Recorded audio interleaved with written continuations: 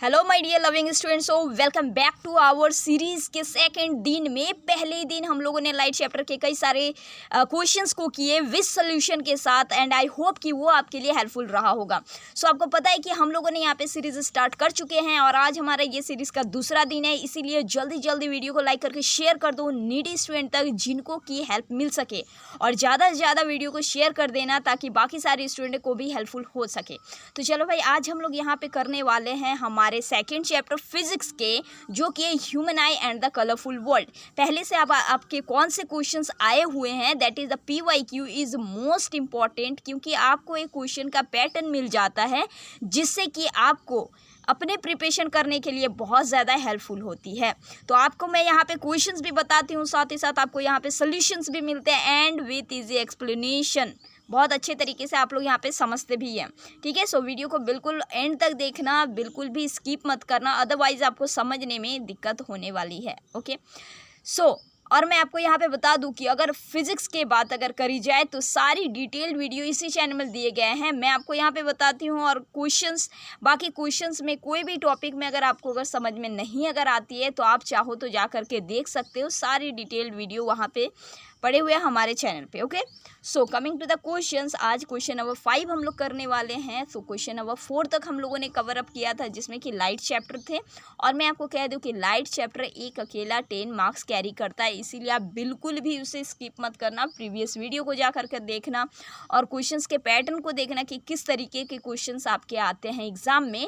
वैसे ही क्वेश्चंस आपको प्रैक्टिस करनी है ज़्यादा से ज़्यादा, ठीक है, ताकि आपको जो है एग्ज़ाम में कोई भी दिक्कत इशू ना आए।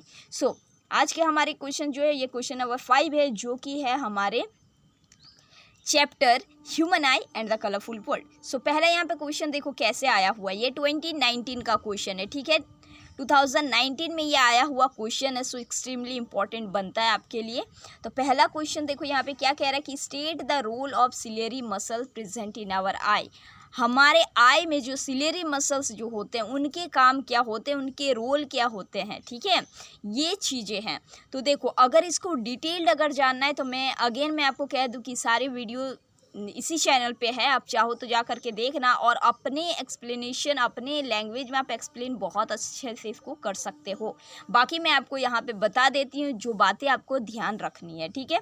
सो state the role of ciliary muscle present in our eye. हमारे आई में जो सिलेरी मसल जो होते हैं उनके काम क्या होते हैं। तो मैं आपको कह दूँ कि it control the focal length of lens and it control the size of lens, ठीक है।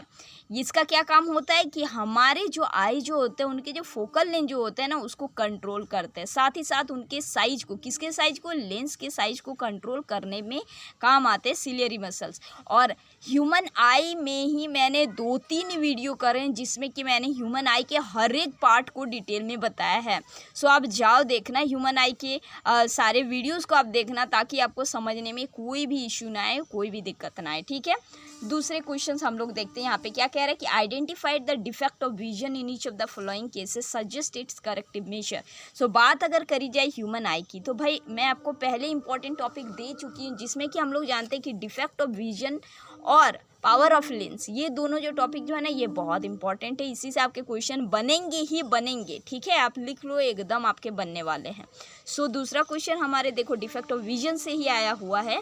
इसमें जो है डिफेक्ट ऑफ विजन को ध्यान में रखते हुए यहाँ पे कुछ पॉइंट्स आपको दिए हैं जिसको कि आपको बताना है कि क्या है क्या नहीं, ठीक है। तो पहला यहाँ पे जो है ये क्या कह रहा है कि the eye lens has become milky and cloudy. चलो, ये तो आई थिंक आपके सिलेबस में ये चीज़ नहीं है, लेकिन ये क्वेश्चन आया हुआ है, इसीलिए मैं ये क्वेश्चंस को यहाँ पे लेकर के आई हूँ आपके लिए। सो ये क्वेश्चन देखो क्या कह रहा है, जब हमारे eye lens milky and cloudy लगते हैं तब वो वहाँ पे कौन सी बीमारी से सफ़र होते हैं, तो वो वहाँ पे कैटरैक्ट उसको हम लोग कहते हैं, ठीक है। ये चीज़ें आपको ध्यान रखनी है। दूसरी क्या है, the eye lens has excessive curvature. जब हमारे आई लेंस में कर्वेचर अगर एक्सेसिव हो गया, मतलब जितना होना है उससे ज़्यादा अगर हो गया, तब यहाँ पे कौन से बीमारी होते हैं, कौन से प्रॉब्लम आती है आई में, उसको हम लोग नाम देते हैं मायोपिया, ठीक है। और अगर यहाँ पे फोकल लेंथ अगर लार्ज अगर हो जाए आई लेंस में, तब उसको हम लोग क्या कहते हैं, हाइपरमेट्रोपिया। देखो the eye lens has large focal length, इसको हम लोग क्या कहते हैं, हाइपरमेट्रोपिया।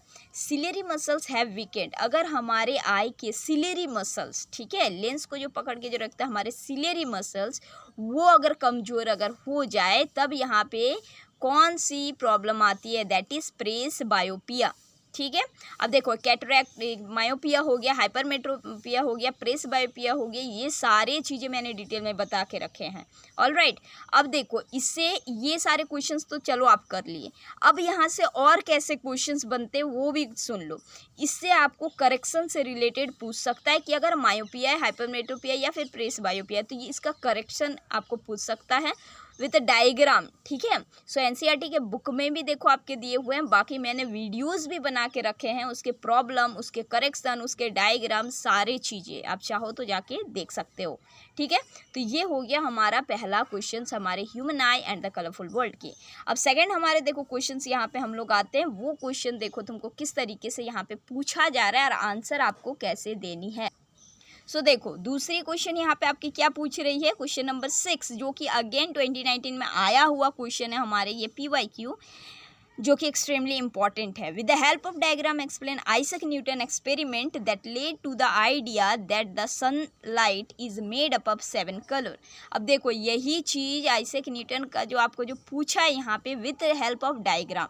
ठीक है, मैं यहाँ पे आपको एक ओवरव्यू समझाने के लिए बता रही हूँ, बाकी आप अपने जब एग्ज़ाम कॉपी में जब प्रेजेंट जब करो आंसर को तो बहुत अच्छे तरीके से करना। ठीक है, तो देखो ये जो हमारा जो ये एक्सपेरिमेंट जो है ना, आइजैक न्यूटन एक्सपेरिमेंट, आपको एक और वहाँ पे दिखेगा जो कि जब, अच्छा पहले ये चीज़ आप सुन लो, ये एक चीज़ आपके बुक में है, जैसे कि वाइट लाइट जब आता है, ये हमारे प्रिज्म है।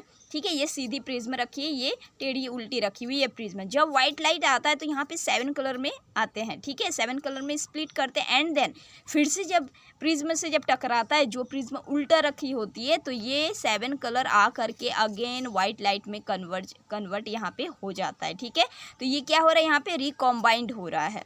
तो इसी एक्सपेरिमेंट को हम लोग एक और नाम से यहाँ जानते हैं, Newton's recombination of light experiment. And usually इसी एक्सपेरिमेंट को आपको बोला जाता है यहाँ पे आइजैक न्यूटन एक्सपेरिमेंट। यही चीज़ें आपको यहाँ पे बनानी है with the help of diagram. अच्छे से एकदम सुंदर सा पेंसिल से डायग्राम देना, इसको डिटेल में अच्छे से लिखना कि क्या चीज़ें हो रही है। ठीक है, यहाँ पे कि वाइट लाइट आते हैं किस तरीके से यहाँ पे स्प्लिट करते हैं एंड देन अगेन ये रिकॉम्बाइन होकर के वाइट लाइट में दे दी जाती है। तो इसी तरीके के एक्सपेरिमेंट को ही हम लोग यहाँ पे आइजैक न्यूटन एक्सपेरिमेंट कहते हैं। ठीक है, तो यही आप लोग कह सकते हैं कि हमारे जो सनलाइट जो है वो कैसे बने हुए हैं, 7 कलर से बने हुए हैं। इस चीज़ को आप यहाँ पे प्रूफ करके दिखा दिए। ऑलराइट, सो सेकंड क्वेश्चन क्या है, what is atmospheric refraction, list two natural phenomena based on atmospheric refraction. ठीक है, अब देखो एटमॉस्फेरिक रिफ्रैक्शन क्या होता है, एटमॉस्फेयर में होने वाले रिफ्रैक्शन को हम लोग एटमॉस्फेरिक रिफ्रैक्शन कहते हैं। ठीक है, और एटमॉस्फेयर में हर जगह अलग रिफ्रैक्टिव इंडेक्स होने के कारण क्या होता है भाई, डेंसिटी में बदलाव आती है, डेंसिटी बदलते हैं जिस कारण की रिफ्रैक्शन भी वहाँ पे होता है। तो ऐसे आप लोग एटमॉस्फेरिक रिफ्रैक्शन को भी अच्छे तरीके से लिख सकते हो। ओके, अगर पूछे कि list two natural phenomenon, 2 natural phenomenon को बताओ। ठीक है, 2 नेचुरल फेनोमेनन बताओ जो किसके बेस्ड में, एटमॉस्फेरिक रिफ्रैक्शन के बेस्ड में। तो आप लोग कह सकते हैं ट्विंकलिंग ऑफ स्टार और एक advance sunrise and delay sunset. जो हम लोगों को लगता है पहले सनराइज हो रहा है या फिर डिले जो सनसेट हो रही है, वो चीज़ कैसे होती है, वो हमें कैसे लगती है, with the based on atmospheric refraction के कारण हमें वो चीज़ लगती है। ठीक है, तो इस तरीके से आप लिख सकते हैं।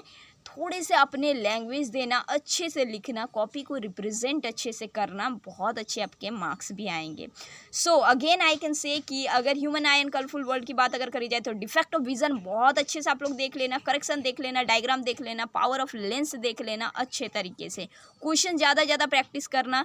हमारे ये PYQ में ये 2 क्वेश्चन बहुत बार रिपीटेड हुए हैं, इसीलिए मैं ये 2 क्वेश्चन आपके लिए लेकर के आया। आई होप सो कि आपको ये बहुत हेल्पफुल रही होगी। सो वीडियो को ज़्यादा शेयर कर देना और मिलेंगे हम लोग फिर से नेक्स्ट वीडियो में 3rd सेशन लेकर के, जो कि हम लोग इलेक्ट्रिसिटी चैप्टर को भी कवर अप करेंगे। ओके, तो मिलेंगे फिर से नेक्स्ट वीडियो में। Till then keep preparing and keep learning.